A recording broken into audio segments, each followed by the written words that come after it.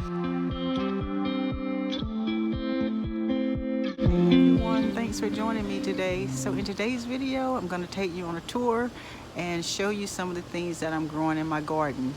Now, I did make some changes in my garden. In a previous video, I built some galvanized raised garden beds with that galvanized metal for roofing. And then I also added a new section in my garden, and these are some raised beds that I bought online, and they are what they call a 6-in-1. You can make 6 different configurations with them, and I'll show you 2 configurations that I really liked, and I'll show you the first one in a moment here, and then I'll go over to the new section and I'll show you the second configuration that I wanted to use over in that area. I am in a transition period, so I did make some not so good choices and things that I planted together, but you know, it is what it is. So let me get started. I'm gonna show you around and show you some things that I'm growing. So this configuration that I'm showing you now is more of a rectangular shape. It is curved on both ends of the container. This one is 17 inches in height. I don't remember how long it was, but I will show you the measurements I will put the measurements on the screen of how long it is and how wide it is. I also like this beige color. It comes in colors of beige, olive green, and silver. And this cattle panel trellis was one that I already had here, so I decided to just leave that cattle panel trellis in place because I do have a climbing rose bush that I am going to get to climb from one side to the other side. This is a sweet albino pepper. I love this pepper. It is a dwarf type of a plant that has loads of peppers on it that ripen to a beautiful reddish orange color. So I really love this pepper plant. Now this is another bell pepper. This is a lilac bell pepper, and I really try to plant an array of different colors of bell peppers. I really love all the bell peppers, but I especially love just planting different colors, you know, because they just look so good in your food and they taste good. And I think the lilac is one of my favorite bell peppers. Now this is a tomato plant. I had so many, I don't even remember the name of it, but I planted it here because I really hated to throw it away. And then I have my long red cayenne peppers. I wanted to try my hand at making hot sauce this year, guys, so that's what this is. But I'm finding out this is my first time planting these, and they are just so prolific. I mean, I've picked so many peppers off of here, which is what I wanted. And I think one to two pepper plants will give you a ton of peppers if you want to try your hand at making hot sauce or whatever you want to use them for, but they are very good producers of peppers. Then I have some more albino white bell peppers, and I have some serrano peppers over here. I like the serrano peppers. The serrano peppers are a hot pepper. What I normally do is I don't do anything. I just wash them, pick them, put them in a freezer bag, and then when I want peppers, I just go in and take a pepper or however many I need. Normally, I like to pick them at the size you see right now. I do pick them before they turn red, but sometimes I'm a little slow and they do turn red on me. Now, I did plant some white sweet Spanish onions that I started from seed. I did pick quite a few of these, and I still have some left that are not ready yet. This Utah tall celery that I started from seed should have been picked a long time ago because it doesn't do well in the heat. Now I'm going to go to the other side and I'll show you what I planted over here. I do have some containers that I have had for a couple of years, and this is one of them.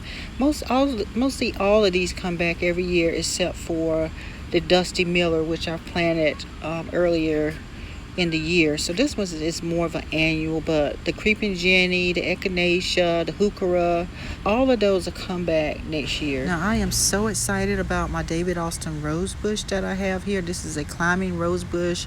It is called Bathsheba. It is so pretty. It's got delicate yellowish peachy white blooms.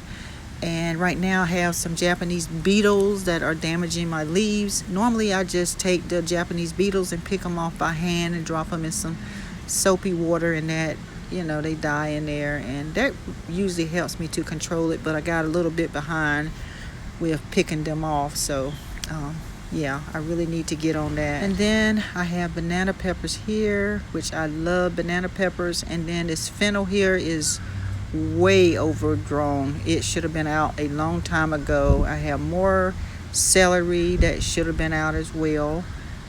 And I don't know why I'm hanging on to this, but I have been so busy that I haven't had a chance to get to it yet. I do have some more peppers here, and I have picked quite a few of these peppers. These are banana peppers as well. Some have turned colors on me, and more of these sweet lilac peppers. So I had quite a few peppers this year. Now this is one of 3 of the galvanized raised metal beds that I made. This is where I really overplanted, and I readily admitted some things I shouldn't have planted in here. I do have some squash planted in here, as well as some beets. I have some bell peppers in here that are doing well. The beets, not so well. These, I have some golden beets. You can barely see it right there, but there it is. And I have other beets in here, but what happened is everything is overshadowing my beets. I have carrots in here, about 4 different types of carrots. I have some sun sugar tomatoes that are really doing well. Now next to the sun sugar tomatoes, I have eggplants. I do have some leaf damage. Something is eating my leaves. This is an Oswald eggplant. I do have a white knight eggplant, which is a white, long, slender eggplant, but you can't see it right now. I am going to have to come in though and thin out some of the leaves on some of the tomato plants and stuff, because I like to have a lot of air circulation in there, because it does your plants no good when there's no air being able to circulate, because everything is so crowded. Now let's move over to the second bin, and this is one that I planted some asparagus beans here. Got them growing over one of those ladder mesh blocks, which I really like. Looking a little rough around the edges because it's been so hot, but I'm telling you, the asparagus beans are wonderful beans to grow. You just have to be on top of it, because you just about have to virtually pick them every day. Because they are so prolific when they grow. I planted some lima beans in here, and I really thought the lima beans were going to be more of a bushy type of a lima bean, but it looks like they more of a climber, so I ended up having to put a red trellis in here to give them something to grow on. But normally I don't like to plant these 2 different types of climbing beans so close together like this, because it gets to be a hot mess, and that's what I have here. Some of my cucumbers are a little misshapen, and this is due to improper watering. I did install drip irrigation to help me to be more regular with the watering, but when they shape like this, it's more than likely due to inadequate watering. So I'm hoping that with the drip irrigation it will help me to give them the proper amount of water on a consistent basis that they need.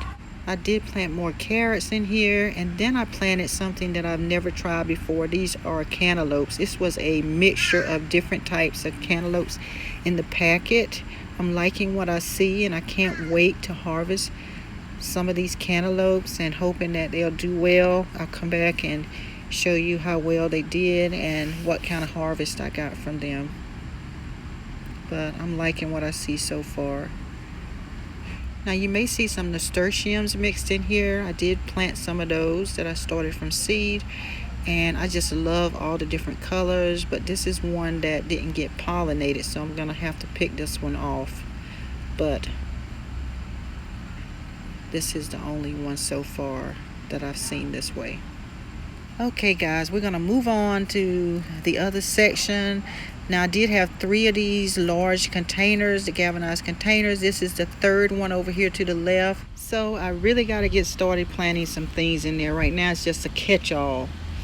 Now this is the new section here. I have 5 of these raised garden containers. This is the 2nd configuration. I made it more into a square shaped, and they do have drip irrigation in these set up, but I do want to tweak my drip irrigation a little bit more.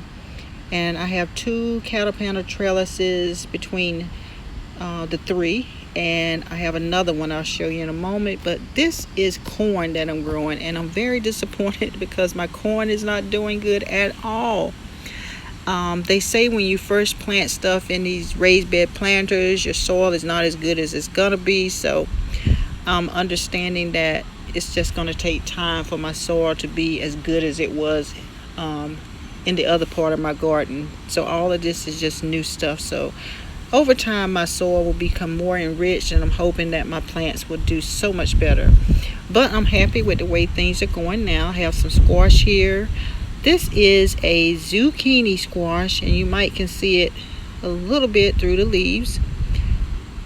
But the rest of this is squash in this container as well. It's a mixture of squash in here. So I have some pole beans growing to the left here, and I'm really just pleased with how well the pole beans are doing. And where the pole beans are, I have a bunch of tomatoes. I have some San Marzans. I have some Cherokee purples. I have some Abraham Lincolns, some beefsteaks. So I have all different kinds of tomatoes growing here.